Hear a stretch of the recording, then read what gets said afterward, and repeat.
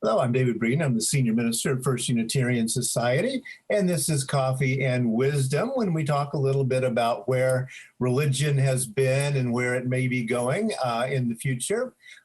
This week, we've been talking about something I'm calling loving the synchrony, and synchrony defined in religion as lots of different ideas coming together into sometimes to form a new religion and sometimes to modify religions along the way.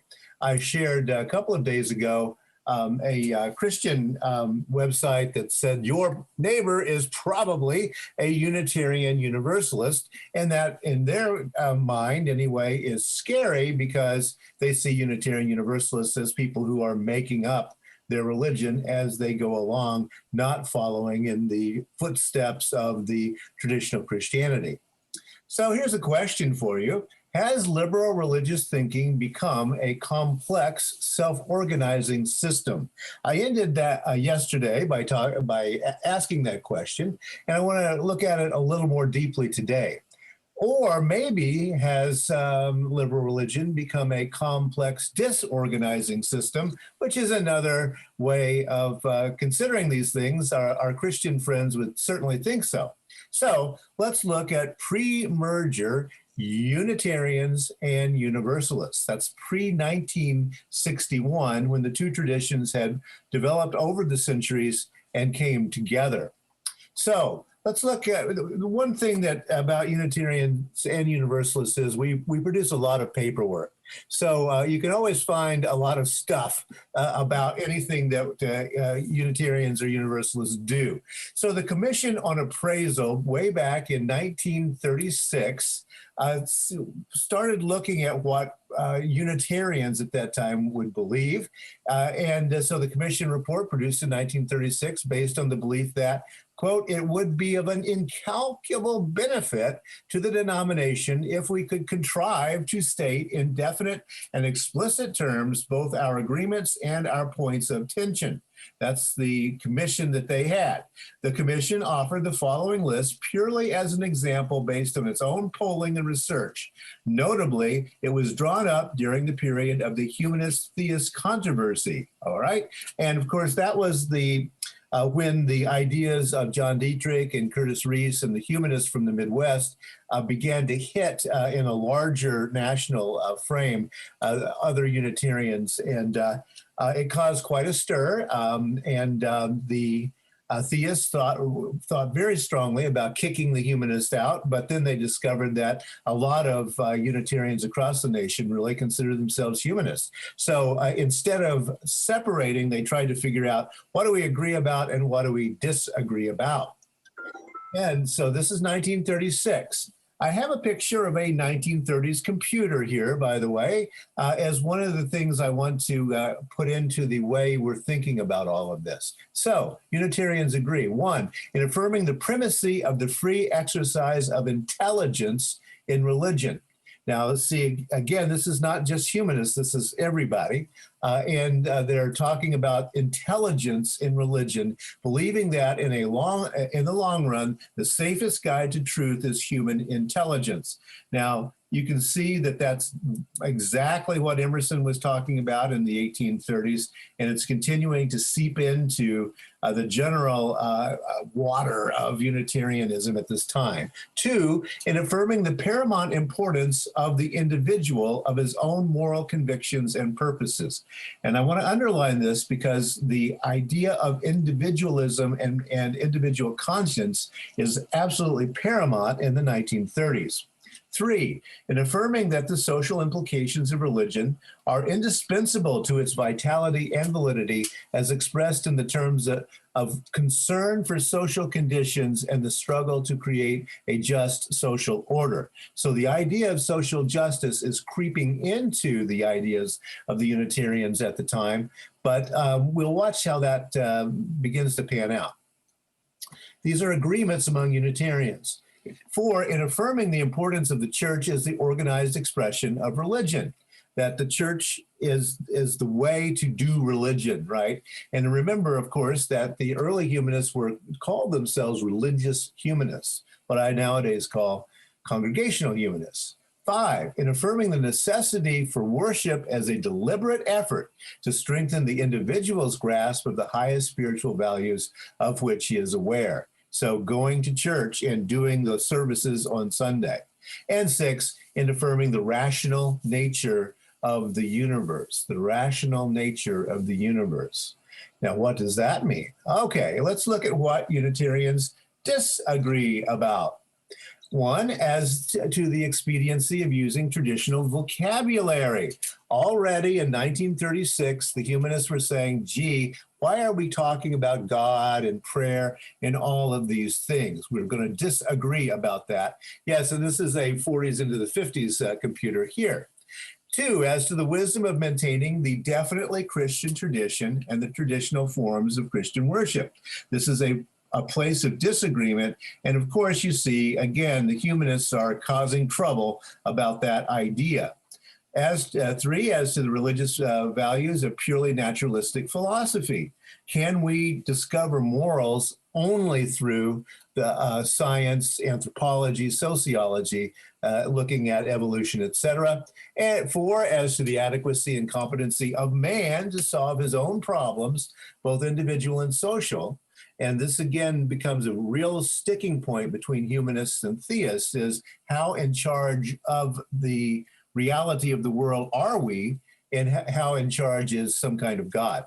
And 5, as to the advisability of direct action by churches in the field of social and political problems. So we're going to argue about whether or not we ought to be doing social justice out in the world. Now, that was 1936. In 1959, the two denominations are beginning to look at coming together. And so in 1959, Dana McLean Greeley, who became the first president of the UUA and was quite the center of power in trying to get these two denominations together, he appoints 6 commissions or recommends 6 conditions, one of which is the free church in a changing world, as a report that actually came out in 1963 after the merger. So that report identified 6 major theological emphases current within the movement at that time. And I put in DIY because we begin to see people doing their religion themselves. Unitarian Universalism becomes a do-it-yourself religion slowly over time. Now, this is the strains that they see from 59 into 1963. 1, Christian liberalism. And of course, that's the universalist, mostly, predominantly universalist idea that's coming into Unitarian Universalism. Deism, very classic old way of explaining the theistic way of being. God made the world, but now doesn't do anything about it. It's ours now. Mystical religion, which at that time they weren't really able. This is 1963, and I've talked before about how slowly Buddhism and Taoism comes into American consciousness. But 1963, a little too early to talk about Eastern philosophy or religion, so they're going to call it mystical religion. Religious humanism, ding ding, naturalistic theism, which is an interesting way to say something about pantheism, something in there, and existentialism. Now, existentialism, of course, has now disappeared as a way of talking about a particular set of ideas. Viktor Frankl, for example, who's still very popular among people. But in those days, existentialism was a well-known word for people who had lived through the Second World War.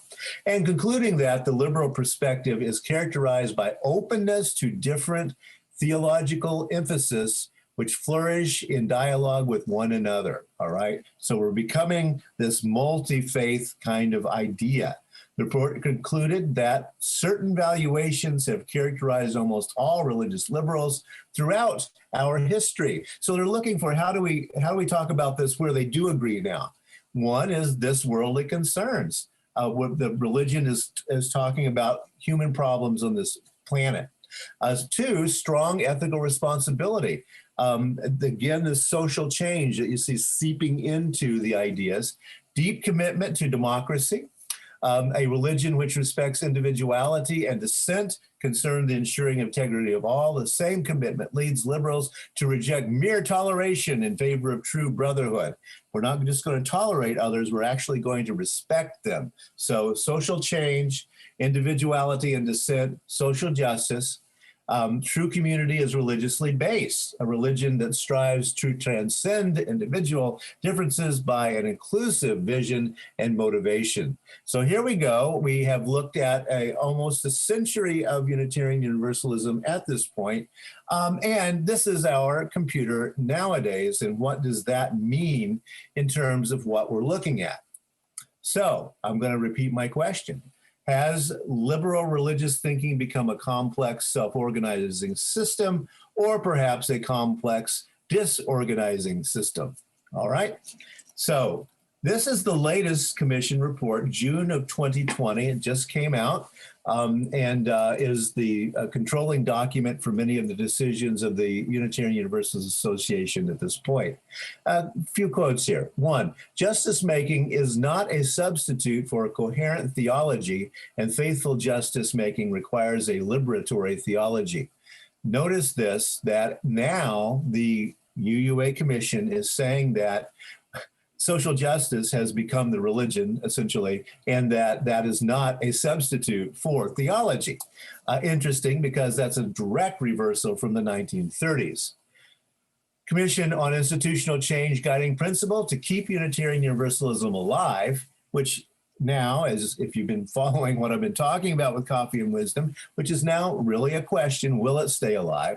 We must privilege the voices that have been silenced or drowned out and dismantle elitist and exclusionary white privilege, which inhibits connection and creativity. And the recommendation, develop more theological resources to center our justice work in the faith and make clear the interconnection between action in the world and spiritual development. So 1936, spiritual development is number one. Maybe we ought to get involved in social justice issues. 1960, maybe they're beginning to balance out. This is right before the civil rights era. But now in the 2000s, we're saying, wait a minute, have we become only a social justice denomination, and we don't really understand what our spiritual development is and what we're really doing as a church? So my question, another one, is, have religious liberals become, as a French philosopher, Jean Baudrillard, he's a theorist of networks and information, and so, which he claims only a pure screen, a switching center for all the networks of influence. Have we religious liberals become only a pure screen, a switching center for all the networks of influence? We're just taking things in so fast that we don't really even process them anymore.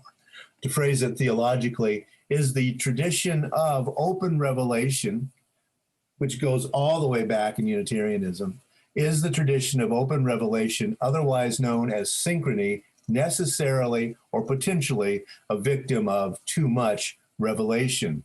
That's my real question, and we don't know the answer to this question at the present time. This is the burning question of Unitarian Universalism in the 2020s coming up. Is the tradition of open revelation, that's the idea that's set up all the way back with Emerson and, talking about you've got to find God on your own, open revelation, which also, by the way, is synchrony, because, we humanists don't think God's out there talking, but information is talking, right? Is it necessarily or potentially a victim of too much revelation, which then would be synchrony run amok? So that's the question, and we'll kind of try to think about that. Thanks a lot for joining in, and you can find us on YouTube, Facebook, Twitter, and Instagram, also on PayPal. And you can help us out, firstunitarian.org/donate. Tonight, 7 p.m., Bibles and Beer. That's the Humanist Bible Study at 7 p.m. Central Time tonight.